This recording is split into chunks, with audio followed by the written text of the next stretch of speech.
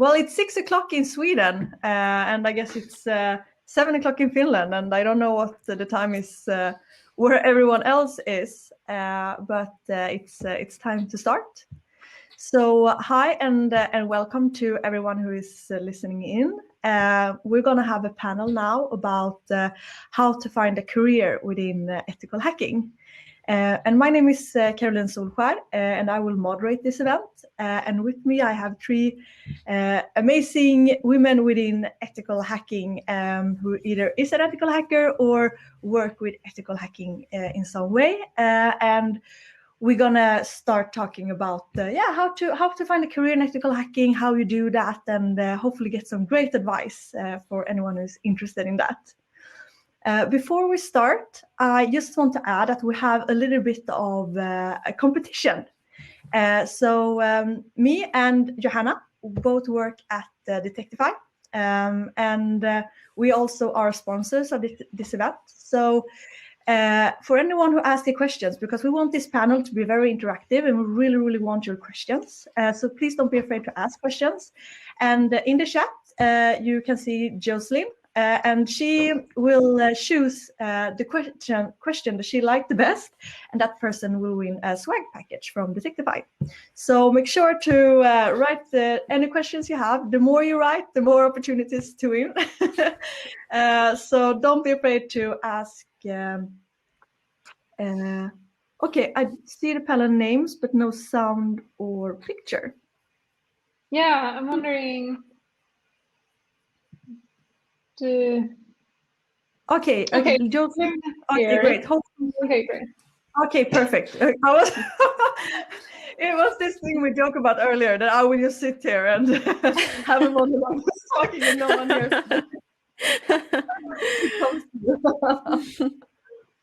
But yes, so please feel free to ask questions. I will try to get as many of them in as possible. But we're going to start with just a short introduction of everyone, and of course, talk a little bit about how you came into the world of ethical hacking. So I thought maybe we could start with you, Katie. How did you become an ethical hacker? So I have a bachelor's degree in computer science, very typical kind of background, and I had the choice to study security at university. And I turned it down because I thought security would be too difficult. So I didn't take a course in security. Ended up finishing university, having a job as a developer where I ended up doing quite a lot of security stuff anyway. Then left that job because I didn't like it. Ended up doing a PhD in security because it was the only one available and I hated my job. Like, okay, fine, I'll do cybersecurity. You force my hand. But actually in my second year of my PhD, I actually got the opportunity to go to a live hacking event. So a live hacking event is like a hackathon, but you actually hack something. And that's how I explained it to my parents. I spent a long time trying to get them to understand what a hackathon was. And then I had to completely rewrite all the rules and say, no, actually we're hacking something. So I did that, and I found two vulnerabilities there. I'd never done any, I can't express how inexperienced I was. I had never done any hacking. I'd never even heard of OWASP before. I had no experience in security. But I found two vulnerabilities anyway. And I was like, well, this is a fluke. But then I got the opportunity to go to DEF CON for free. And I was like, I live in the UK. That's like a free trip to Vegas. Yes, I'm bad at this, but if you'll force my hand, I will go on holiday for free. But I went there and I found two more vulnerabilities. And despite the fact that, I felt really inexperienced, I didn't really know what I'm doing. I used to be a data scientist, and I can see the trend here. And the trend is you might be rather good at this one. And now, that was in June 2019. We're now today. I finished my PhD. I have found 30 vulnerabilities in software you've definitely heard of. I'm active on a bunch of bug bounty platforms. I now make a lot of content talking to how you can get into it and how, you can go like me, somebody who had no idea what they were doing, and actually try and build this into like a career path. And from that, and from my YouTube and my bug bounty work and everything else, I actually work now as a lecturer at a university. So finished my PhD. I now teach not just people on YouTube, but I teach actual students, again, how to get into ethical hacking. So it's really opened quite a lot of doors for me, despite my initial reluctance to do security and how difficult I thought it was and how much I felt like I could not do it. It's really opened some doors. So I really appreciate the opportunities I've been given over the past year and a bit. Yeah, and also a big shout out to your YouTube channel. It's really good if you're interested in ethical hacking and want to learn more. Yes, please like and subscribe.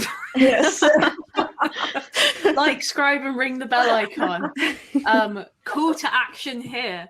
No, I really appreciate it. Yeah, I make videos on all kinds of different topics, but it's primarily like what kind of vulnerabilities are out there, how to find them, but also like professional skills, how to take notes, how to write reports, how to understand impact. So I really do quite a wide range of videos that aren't just like, here's a vulnerability.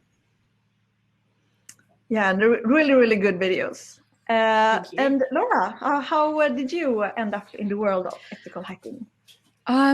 Well, as Katie said, that perhaps security was not something that I saw as a career choice growing up, and well, for me, IT in general was quite a far off topic.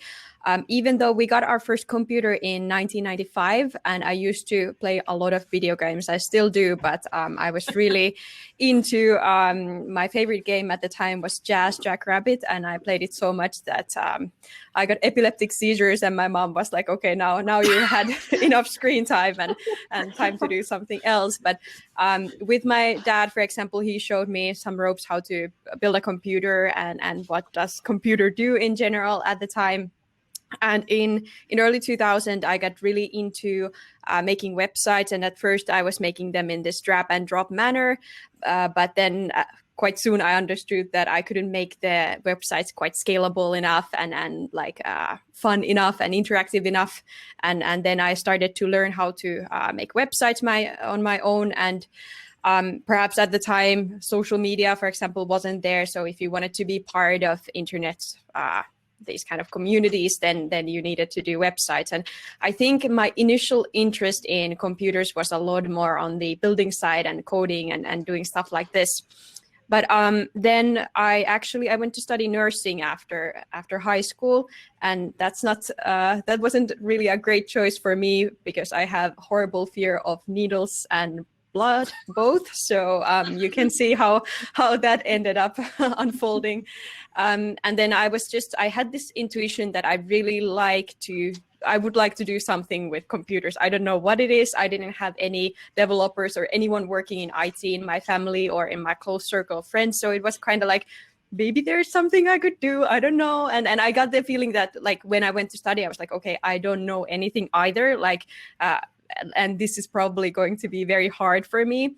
But as I went there and started studying IT, I realized that everyone else is just as confused as I am, and everyone is learning. And I think even to this day, everyone is still learning. But fortunately, then I graduated from there.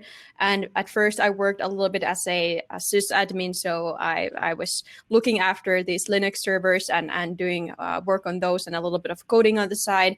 And then with some time, I then started to work in security. And I have worked quite a lot for quite a long time as a security consultant. So I help companies and my clients to champion security and solve security related challenges, and a lot of the times that those challenges are solved with hacking. And yeah, I work at F-Secure as a security consultant right now. Great. And yeah, I can really relate to that question. When I also started my studies in computer science, that I felt like everybody knows everything and I don't know anything. And then when I started, I realized, okay, no, I know just as little as everyone else, or as much. And Johanna, you are not an ethical hacker, but you still work with ethical hacking. So can you tell us a bit more about that, maybe? Yes. I mean, I come from a quite, I guess, different background in a sense. being an engineer, I studied like management economics, very fluffy, don't ask, but partially computer science as well. I had like a computer science minor, let's say. So I've always thought it was very fascinating with like programming and building things and taking them apart. But then I started actually as a management consultant in my career. So I spent a couple of years with like consulting and strategy and so on, which is very, I guess, high-flying and different from this. But I did feel like I wanted to get back into like actually tech and into this field of cybersecurity somehow. So I think it's like an interesting take on hacking. Like I am not a hacker myself, but I do work now at Detectify with our ethical hacker network, Detectify Crowdsource.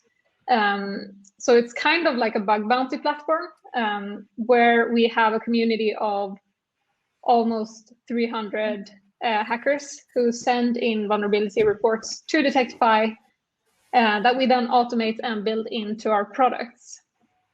Yeah, so from that perspective, I worked with understanding like what ethical hackers, kind of what drives an ethical hacker, what makes you like find new vulnerabilities somewhere, what drives you to kind of send things into us and to also help hackers have a broader impact. Because right now in bug bounty, you can hack like one target at a time. But with our kind of a little bit different bug bounty platform, you can actually kind of have a broader impact. Let's say you find a vulnerability in one place that is applicable broadly, you can actually spread that information in a different way than you could before. So let's say I try to enable ethical hackers to have as broad impact as they can in that sense. Yeah, great, thank you. As you can hear, we have quite a variety of people here, which I think it's great. So we're going to get a lot of good value out of this. But I thought before we start and more dive into how to get a career in ethical hacking, I thought it could be good to use like, so we're sure that everybody who's listening actually know a bit about what it is we're actually talking about. So I thought, Laura, could you just shortly explain what is ethical hacking? Yes, for me, ethical hacking means that we break into systems before criminals do, and this can happen in multiple ways. We can find vulnerabilities in web applications, or if we have engagements, like more in-depth engagements with clients, we can try to look at their systems holistically and try to break in through what we call sometimes through low-hanging fruits, which would be, for example, easy passwords and having things exposed to the internet, or even through phishing attacks, so tricking the employees of the company to click on a link and give us unwillingly credentials and see where we can go from there. And the value of ethical hacking comes from the acknowledgement of our own vulnerabilities and that we can then take concrete action and fix those things. Perfect, thank you. And another word that we also already have mentioned a bit, and I think we're going to mention even more, is bug bounty. So I thought, Katie, maybe you could explain a bit what that is.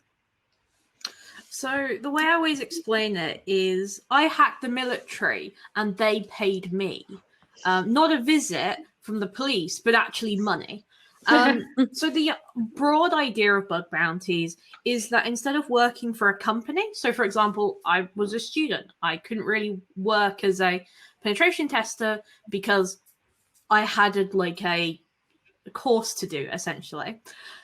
So what bug bounties really enables you to do is freelance ethical hacking. You can pick it up, find a vulnerability, get paid for it, and then move on to a different target. You know, it's great if you lose interest in things pretty quick. With a penetration test, it's much more in depth. You looking at a target over an entire engagement. You're looking for going potentially across a checklist.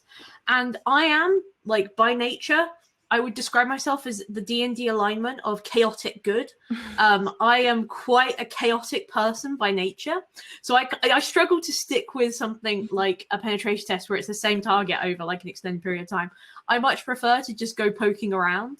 And what bug bounties allow you to do is poke around, find a vulnerability, report it. And as long as it's within the scope they declare, and as long as you're playing by the rules, they will pay you money. And that's kind of great. I'm really motivated by the challenge because it's quite difficult to find vulnerabilities in software that has already been deployed. Other people have looked at it.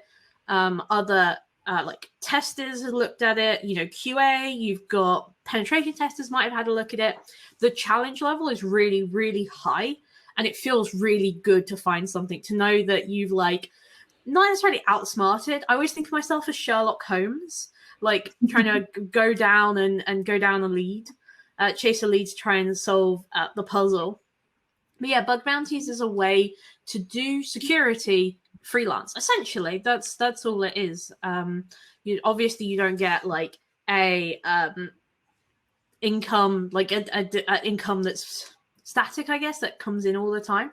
But it's nice to get rewarded for doing something you enjoy. Definitely. I can actually really relate to that. The reason I started with cybersecurity was because when I was a kid, I always loved like criminal movies and detective movies and stuff. So when I realized that you could work with cybersecurity, I was like, yes, I'm going to be a detective. I did an interview once, and the interviewer was like, I said, I kind of feel like Sherlock Holmes chasing down a lead. He said, aren't you more Moriarty? And I was offended.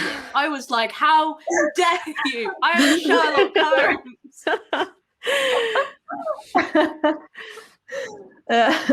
So Johanna, you talked a little bit shortly about this when you presented yourself, but there are different ways of working with the bug bounty.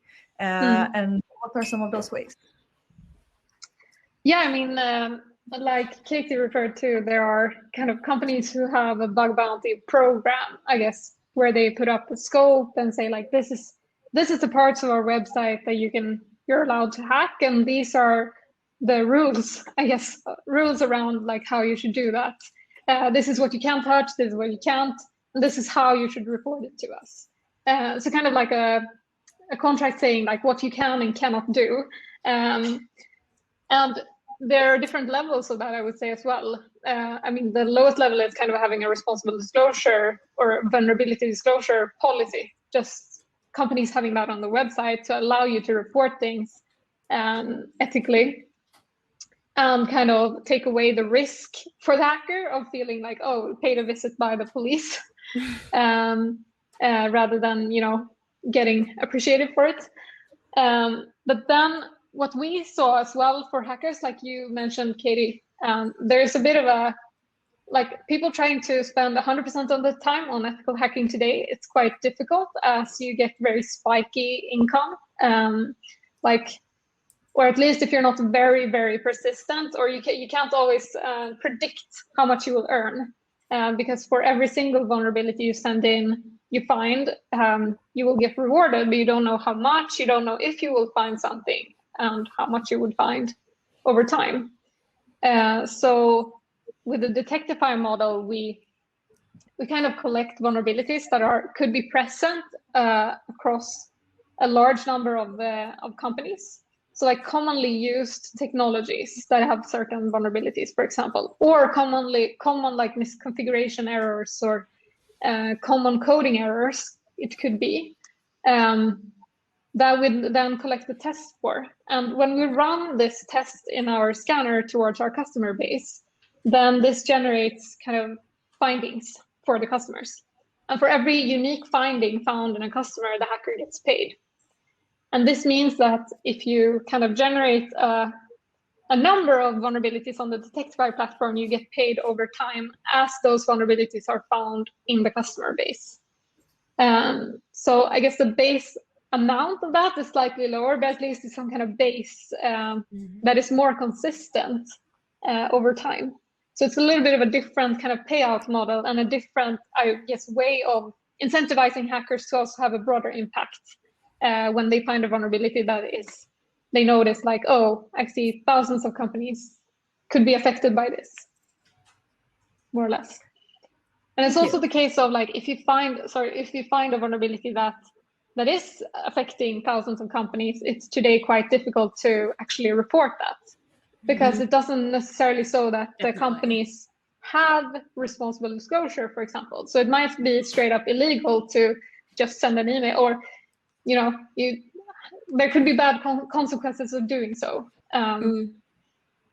Yeah, sorry, I just wanted to say that that's a really excellent point, that a lot of the times when we are looking at things and we find vulnerabilities, it is really difficult to get the word out to the companies that actually need the information. Either if it gets bad enough, they can potentially read it on the news that, okay, now I need to really patch my Exchange servers or something like that. But the spreading of knowledge and information, I feel that it's part of our job as well. And as Katie also said, that through her YouTube channel, she's spreading the knowledge, but I think it's also like important that we spread the knowledge outside of this, our immediate circle, and to the companies that actually need the information, and to the whoever needs to get their security or the vulnerabilities fixed up. Definitely.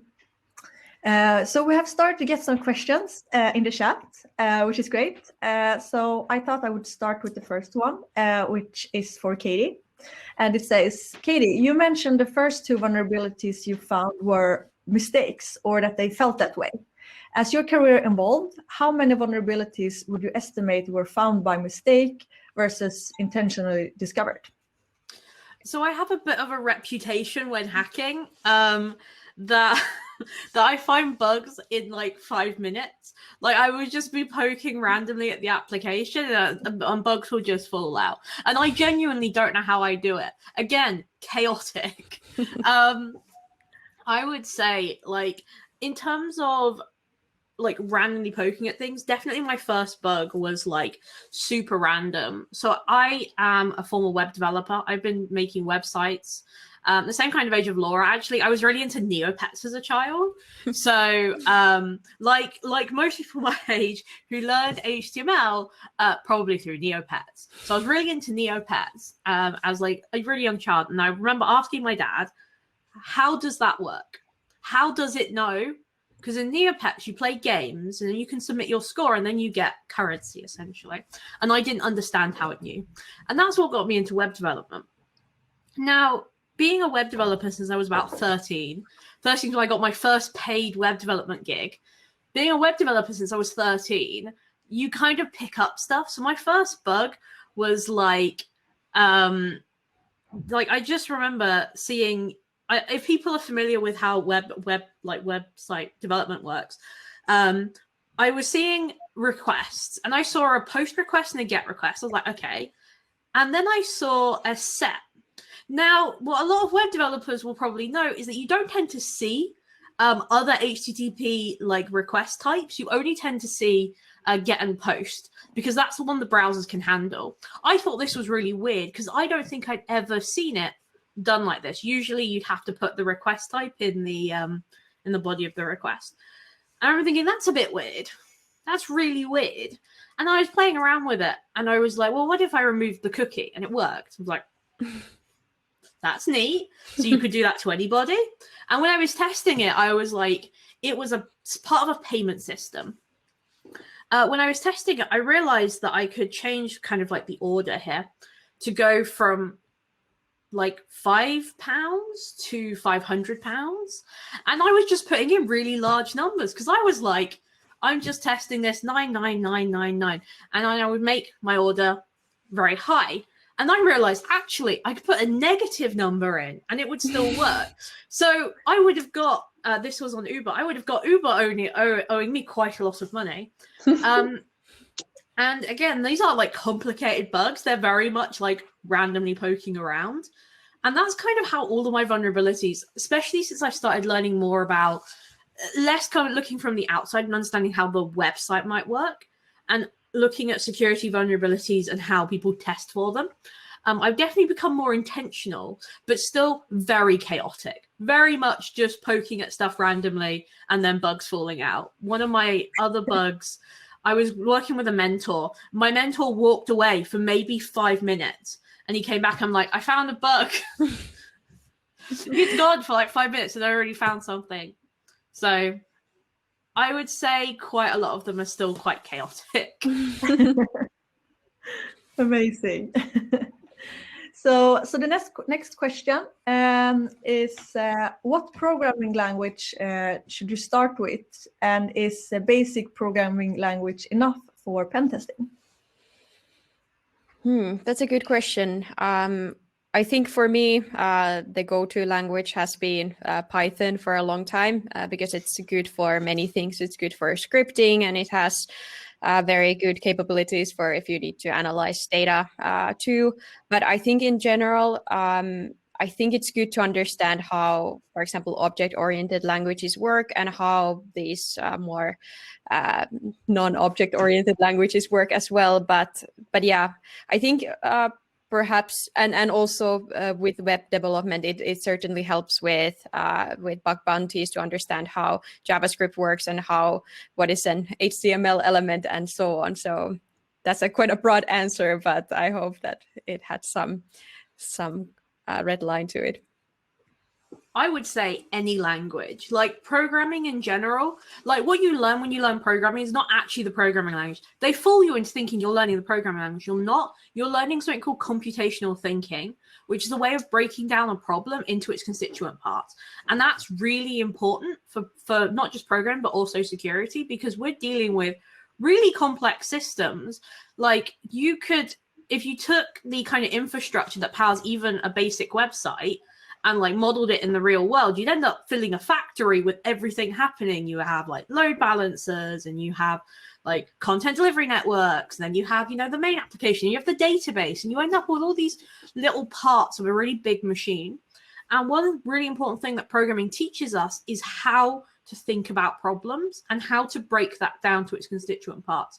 So I pick any programming language personally to learn, and I look at ways just of practicing kind of how things are built. And that is such a big advantage when, like, especially in bug bounty hunting, being able to see, like I always say, because I'm a programmer, I can almost have X-ray vision into how something is developed, because I understand. Like I look at a website and I can think, this is how I would have done it, and this is how I think it might have been done, and here's all the technology I know that goes behind it. So I'd say any. Yeah, and that's also a good thing that you said about there's load balancers and all these things as well. So for me, perhaps this is the ex-sys admin talking in me, but I think it's really, at least for me, it was really insightful to also understand just how these like on server level, how do you build an application, and I know it's quite different nowadays than what it was when I started working as a sysadmin on these like very old Linux servers. But I still think that understanding, for example, continuous integration and development language, like the deployment languages that are used, Terraform, and perhaps a little bit about the platforms in use can give you a lot of insight into what kind of problems we can run into in larger scale when we are building these kind of applications. So much of it as well is like overlaps. Like every single program, like there's a ton of programming languages which are all use very similar syntax, and that's overlapping.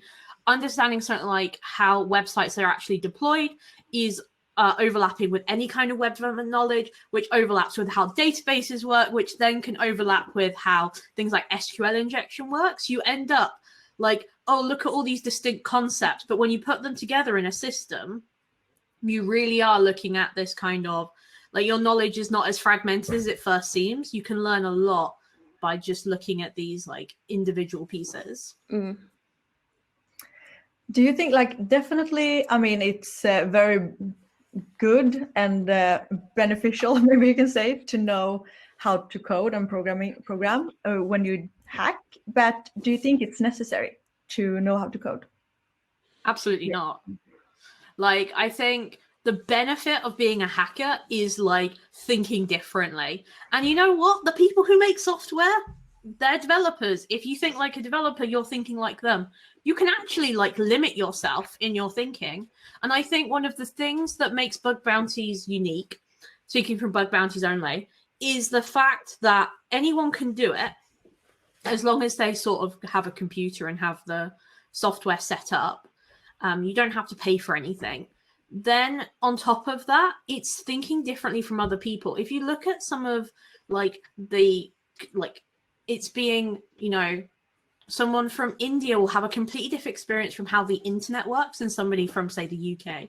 Like, they have completely different concerns and priorities. One thing I really liked is that I listened to a talk by someone who worked at Facebook, And they had a problem at Facebook, which is that in India, women didn't want to have a picture. And they didn't understand why, because they didn't have the cultural background to really understand it. And they spoke to people in India, and they were like, well, actually, our profile pictures get used for things like fake profiles. And for somebody in the US where this was just not a problem, they didn't even consider the security risk that would cause to the individual. And I think one of the main benefits that like somebody coming in with a completely different background, like whether that is not knowing developer, like not being a developer, whether that's, you know, being a woman when the majority of people who make software are men, whether that's coming from a country like India when the majority of software is developed in the US, all of that comes together to form a completely different worldview. And that's what finds vulnerabilities, that way of thinking a little bit differently and saying, well, what if I did this? Yeah, I agree that you can stumble upon a lot of things when you just keep your eyes open and have a specific kind of mindset. And I think to expand on that as well, that vulnerabilities are not always technical. They can be something related to a process, or let's say that a company, they have a really fancy MFA and like a really good login system to protect their data. But then someone is printing out those, let's say, patient records and putting them somewhere where anyone could just access them if they can physically break into the premises. So that is still hacking, to be able to see that, okay, this could actually be a vulnerability, not necessarily a technical one, but in large scale, if someone was to exploit this, it would have a really severe impact on the individuals whose data we are just storing here as plain text papers on someone's desk. I actually have a fun story about that as well. Sorry to interrupt, but my best bug I've ever found, 100%, also the most impactful, was not a very technical bug. It was being able to change the record of something without being logged in. That something was an aeroplane runway. Now, that might not be a big deal to us. That's just a number, right? Well, actually, the runway length tells you what kind of planes can land somewhere. If you have a big plane, you can't land it on a small runway. It will go off the end and it can kill people. So that wasn't a very complex bug at all. Like, I found that by just seeing if I could access like something from somebody's name, basically. But actually, if you think about the impact that has, the impact could be huge. Like, a plane crash can cause loss of life. And it wasn't a technical bug, but it was a really impactful bug. Sorry for interrupting. Yeah, no worries. I was just going to say similar, like we see in the community, there are a lot of different types of hackers, some that are more like directed towards these business logic problems, like Inti, for example. I went to a live hacking event 1.5 years ago, where there was one hacker who found this really interesting bug, was basically looking through different logs and seeing this word pop up over and over again. And then he was like, oh, I'll Google this word. And then it turns out it's some kind of internal system at this company. And then he found, actually just through Googling, like an access form in Google Docs where you could request access to this system. So he just requested the access, and then he got a mail from like Barbara at the company and like, you have access. So it was a very like business logic flaw in that sense, that didn't require that much like technical hacking, let's say. Yeah, absolutely. It's more about being curious and want to break stuff. So the next question we got is, do you have any thoughts on the CEH? And I didn't know what that was, so I Googled it, and it's a certification for ethical hacking. Yeah, personally, at least, I have not done that, but I'm not very good at doing certifications, so yeah. I am anti-certification, not because I think they're not useful, but because not a lot of people do not have the same privilege to pay for certification. Certification can be very, very expensive. And actually, one of the things I like about Bug Bounty is that it allows you to show what you can do. That you can say, look, I found real vulnerabilities, without having to pay like thousands for, or even hundreds. Like, you know, the yearly salary in India is probably less than the monthly salary someone in the UK who works in security might make. And what we really need to recognize, like as an industry, is that it's incredibly privileged to be able to take a certification. And actually, you know, looking at things like bug bounties allows you to prove that and then get somebody else to pay for it. Yeah, that's a really good point, and some of these do cost a lot of money. I don't know how much the CEH costs, but if you are in a privileged position where you can afford some of these, then I would at least personally pick one that would, for example, offer some kind of lab access where you could test out your hacking skill and do something practical if you have the money for that. But as Katie also said, I completely agree that sometimes these are unfortunately very high priced, and it's really hard to sometimes see the added value in those. Yeah. And we also got a comment here that is, isn't certifications necessary for you to get hired? And from my point of view, I mean, the great thing with ethical hacking and being an ethical hacker is that you're usually you're not hired by anyone. You work for yourself. And the way you get paid is by doing a great job. And you do something and you get paid for what you have done. So in that sense, also, you don't need a certification. You just need to show that you're good.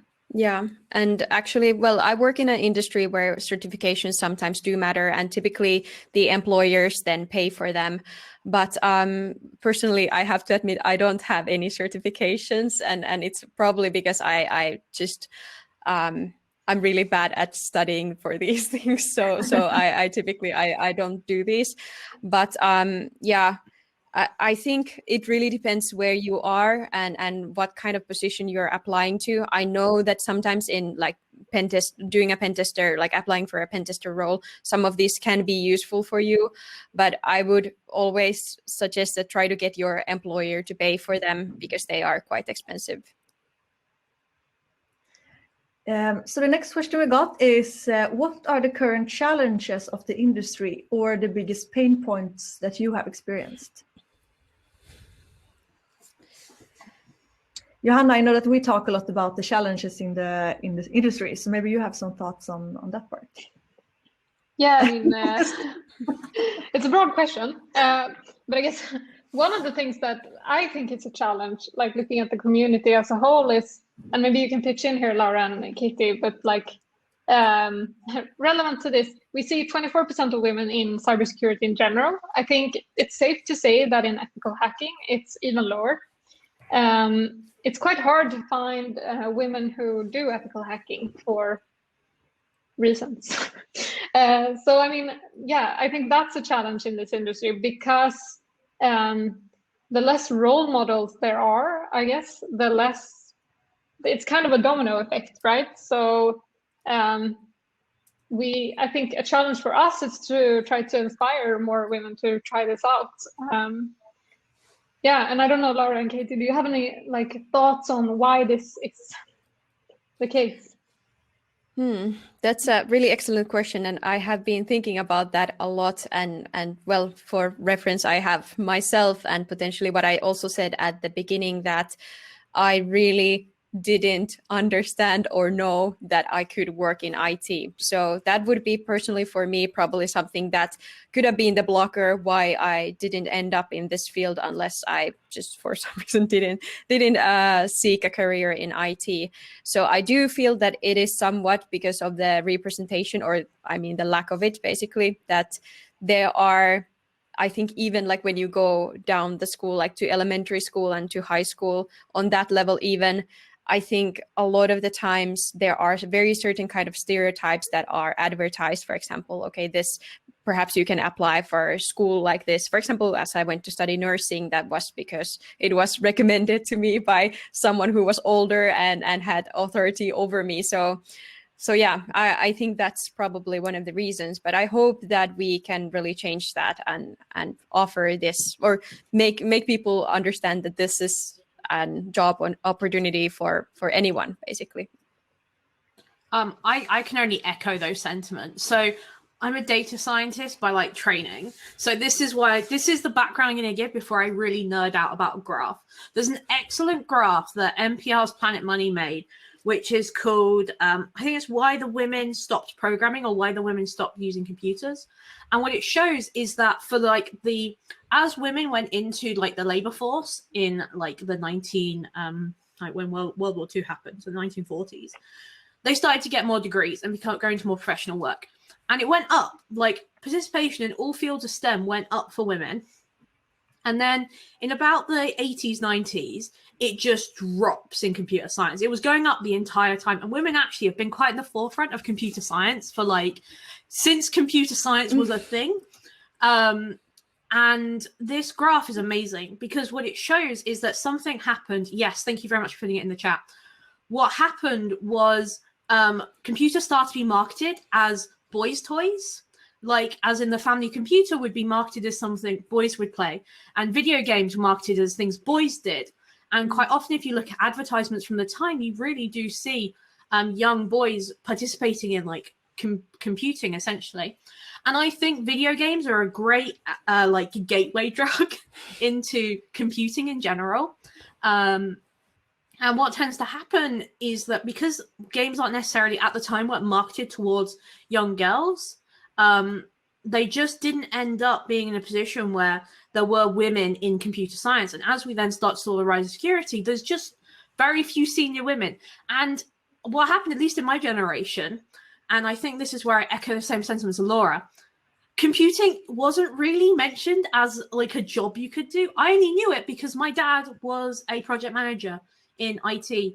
And he was surrounding me with programmers at a very young age. So I knew that's what I wanted to do. And I was very steadfast that no one could like take me off of that path.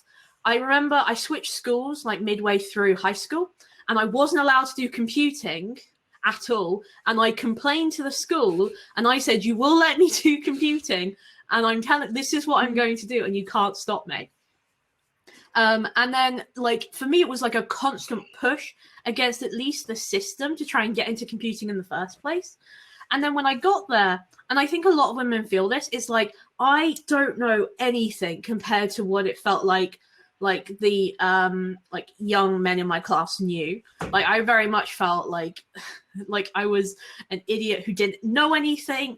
And then from that, I really then started to be quite harsh on myself. And that's why I didn't get into security. Like I had that choice at university to go into security. And I thought,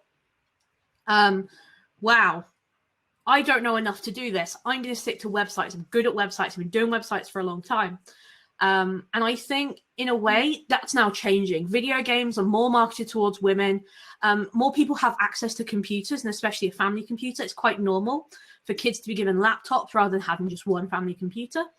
Kids all have phones now. And I really do think we're going to see a surge, as well as there are some amazing like female role models, not just in like computing in general, but also cybersecurity. Like there are so many women I look up to, and I don't feel like I'm walking like the path least traveled. I feel like I'm going on this path where there's other people that have been there before me and other more senior people who can guide me. Yeah. And there is, I feel, that somewhat of a, well, I think our industry is ridden with imposter syndromes and everyone is doubting themselves. But especially for women entering this field, because I remember actually when I was offered to take a role or step up in a role of pen tester in my company where I worked at the time, so do an internal transfer within the company. The first time I actually turned it down, and it was funny because I passed the interview and everything, but I was like, yeah, I will remain as a sysadmin because, yeah, that's again something I know, kind of like what Katie, you also said that perhaps this is too intimidating or something. But then I'm very grateful that they kept asking and pushing me to change teams and start working as a pen tester. And then I basically then ended up in where I am right now. I was speaking on a different panel, and one thing that was mentioned has stuck with me since. Like, it is one of those things that doesn't leave my brain, is that to keep women in security, you need two things. You need mentors, but you also need sponsors. You need people who will do that, who will keep on pushing you, even if you don't feel like you their reputation on your ability to do something. Like, I think that you can't just find like a mentor. You need to find somebody who will like go the extra mile to help your career, especially in a company. Yeah, definitely. So the next question is about Hack the Box. So the question is, what's your thoughts on Hack the Box, and is Hack the Box beginner friendly? And I thought we maybe could even elaborate that question and talk a bit about if you are new to hacking, like where to start. Where like if you were new again, where would you start now? That's an excellent question. I actually think I started, it was not Hack the Box, but it was one of these CTF challenges. Like my first ever CTF that got me into hacking and taught me a lot was Over the Wire. I think that still exists. And I think that's a really good CTF, or at least it was at the time. And I think CTFs are a really good way of learning some of the concepts that are used in hacking. And even though they are gamified and like, I think it's fun that there's also a lot of guidance around it. So if you get stuck, you can always look up and see walkthroughs and the ways that people have solved these things. So I think it's a really great learning experience in multiple ways. I have an entire playlist on YouTube called, now that's what I call Bug Bounties 2020, which is just my videos and like the order I think you should watch them. So go watch my videos. I think CTFs are great but awful. Like CTFs are really good at making hacking really fun, giving you a really safe place to learn. You're not going to get in any kind of legal problems by hacking it. Gives you a chance to really expand your skills. However, when it comes to, I worry that people like get caught up in CTFs, and then when they see an actual like website or a server, they just can't, because it turns out CTFs and intentionally vulnerable websites are significantly easier than actually hacking something. So I think CTFs are great. I think the best way to learn hacking is to actually hack stuff. Like join a bug bounty platform, just pick the first thing you see, the first thing you've heard of. Like Tumblr has a program. I think Etsy has a public program as well. So just go onto there and just have a go. Like just try it. Watch a tutorial and don't just like let it kind of sit in your brain. Like actually push yourself to try it out on something real. And that will help so much, because CTFs aren't built the same way websites are built. Like websites have so much infrastructure behind them that they don't necessarily work the same. And what can happen if you're used to working on CTFs and move into like actual hacking is that it is completely overwhelming to see how many requests like yahoo.com makes. It makes hundreds. It goes to advertisements. It goes to CDNs. It goes to this. It goes to that. It hits all of these things. And you just go, well, where do I start? So getting used to that as soon as possible is really, really important, I think. And it's something that I always want people to do, is just to have a go. Like just try. Even if you're really confused, try anyway. Even if you don't know what you're doing, try anyway. I found my first bug when I didn't even know what Burp was at 9 o'clock. I found my first bug by like 3. If I can do it, I'm not that clever, right? If I can do it, I'm pretty sure most other people can do it, but you do need to try. You really do need to put in the effort to learn it.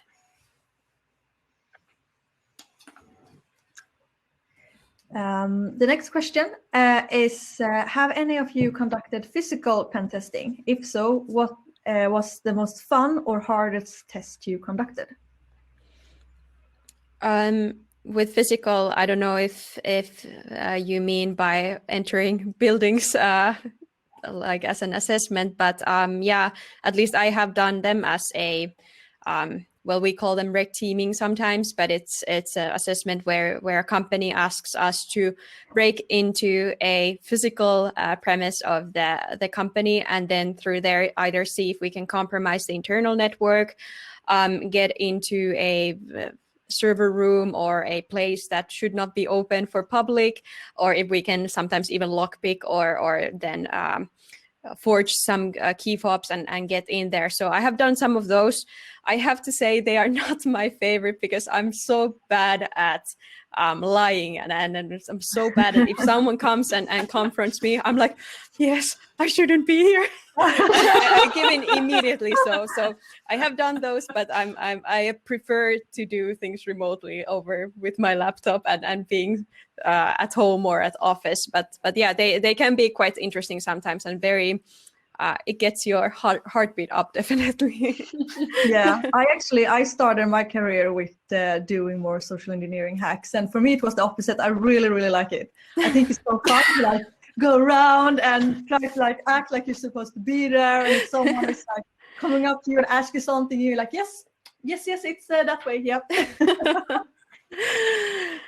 Yeah, I think it's like I know a lot of people who love well, during this COVID time, we are not doing a lot of these physical assessments or these break-ins, but I know a lot of people who really enjoy them, and they enjoy the challenge, and they get this adrenaline rush just trying to get in, and I'm seeing how far they can go.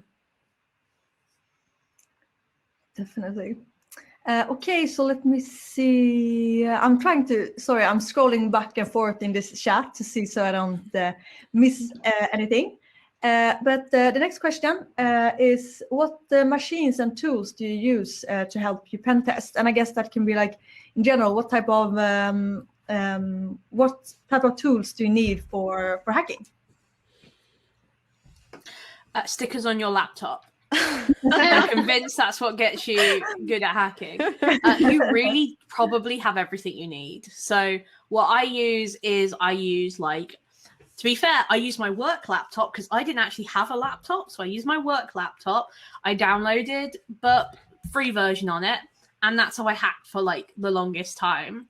So you really don't need much. Like if you have a computer, you probably have enough. I've seen people do pen testing on their phones, which is incredible to me because they just don't have access to a computer. So you can even use your phones, and there's people there who can show you how to do it. I really like hacking mobile apps. So what I have installed on like my kind of penetration testing suite at the moment is Burp Suite Professional, because now I've reinvested the money I've earned through bug bounties and use that to buy software licenses. I use Genymotion, which is an Android emulator. I use a iPad mini, which has been jailbroken, which I got for cheap off of Facebook Marketplace. Very much of my stuff is not built on new devices.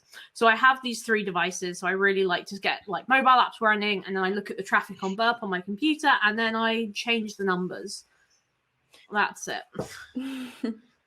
Yeah, I have to say Burp Suite is probably also my go-to tool in many cases, especially when it's anything related to HTTP, so web applications, APIs, mobile apps, and stuff like this. But then depending really what you're doing. So if you are, for example, looking at an infrastructure, then perhaps it's only command line you will need and things like that. So you don't really need any fancy software or tools in many cases. Sometimes the tools can help you forward, but for example, you can just open your browser and use the console there if you don't have access to Burp. So there are many ways to go about it, and sometimes the box don't need any kind of these for example, proxying tools that Burp is, that you can just find the flaws by experimenting and trying to see if you can bypass some application logic flows and stuff like this.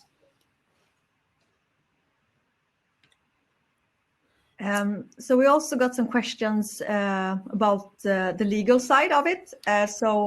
Since we only have a few minutes left, I'm gonna try to put them together. So one of the questions is, do any of you have a lawyer reviewing the legal agreements before starting a bug bounty? And then we also had a question, will you get any legal problem while pen testing a website or apps? I have once been threatened that one person will sue me. That fortunately did not happen. But typically, because I'm doing this for work, so my company and my employer looks at the contracts and checks that everything is valid. But if I would, for example, that has happened, that I have found vulnerabilities from companies that do not even have responsible disclosure. So I still try to reach out to them because I feel that that's my responsibility. But I do try to think of, for example, staying anonymous if that needs to be, so that I can protect myself at least. I would like to shout out in this conversation a website called disclose.io, which is promoting like more safe harbor, more protections against security researchers. I will say that platforms do promise when you sign up that if you hack within the scope of the platform, they won't like sue you, for example. They're not going to call the police. They're not going to sue you in civil court. Now, the other thing to note is that it's actually quite difficult to sue people when you live in another country. Like in general, that barrier is quite high. And on top of that, the barrier of like what constitutes as hacking is very different in different places. And that can mean that something that's illegal in the US is actually legal in other countries. I think it was Indonesia that didn't have hacking regulations until 2004, I want to say. Not sure on the date with that.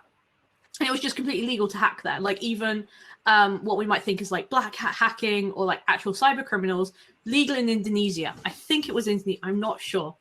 I'm working from my memory here.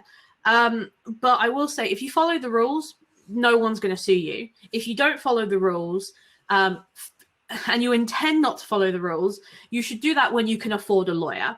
Don't poke stuff you don't have permission to poke. Learn what your local law is. In the UK, we have the Computer Misuse Act. You are only breaking that act if you do hacking without permission. Now, agreeing to the terms of a bug bounty program, having the scope, showing that it was in scope at the time, that is permission. And the safe harbor that bug bounty platforms provide also includes that in their legal terms. But even then, it's still not illegal as long as you have permission. So what I will say is that get permission. And if you don't have permission, wait until you can afford a lawyer before touching random websites and doing security research. I think that's really important. Yeah, and make sure to read the kind of terms like really carefully and actually being really not just accepting like as terms, but actually reading the scope and being sure that you understand what parts are in scope and out of scope, I would say. Definitely. So we only have 3 or 2.5 minutes left. We have some more questions that we unfortunately can't answer right now. But I wanted to end with just asking you, like, for people who are listening right now, who are interested in becoming ethical hackers, what would be like your number one advice for them? Like, what should they do? Subscribe to my YouTube channel. I would say the steps to becoming an ethical hacker and like in general is to learn how the internet works. Step 1. Step 2 is to learn what kind of vulnerabilities are out there, just in general, like what can you find? Step 3 is how they actually get exploited, what the sign of them is. How do you know that you're looking for that kind? And then step 4 is practice. And that's it. That's my 4-step process. Internet, vulnerabilities, exploitation, practice. That is my steps. I think that was quite thorough technical steps. So I will go to something more general, which would be perseverance. And I think a lot of these things just take a lot of time and effort. And sometimes you are lucky and you find something immediately. But in a lot of times you will find yourself stuck in a rut and you just need to persevere through that. So don't give up and just keep going. Yeah, and I would add, try to find people that inspire you to follow and to kind of look at what they do and kind of maybe even reach out to them to find a mentor or someone who can help you. Yep, Definitely. DMs are open. Yes, and at least some of us are in the Slack channel for this event, so then you can write to us there if you want to. And finally, of course, if you're interested in ethical hacking, you can also apply to be a member at the Detectify Crowdsource. But thank you so much, Johanna, Laura, and Katie, for joining me here today. It's been fantastic to hear all of your thoughts. And looking at the comments, it feels like everybody who has listened in feels the same. So thank you so much. And we're all in different parts of the world, so I'm going to say good night, but for someone else, it's probably good morning. But have a great rest of the day or evening, wherever you are. Thank you so much. Thank Bye. you. Thank you. Thank you, everyone. Bye Thank bye. you.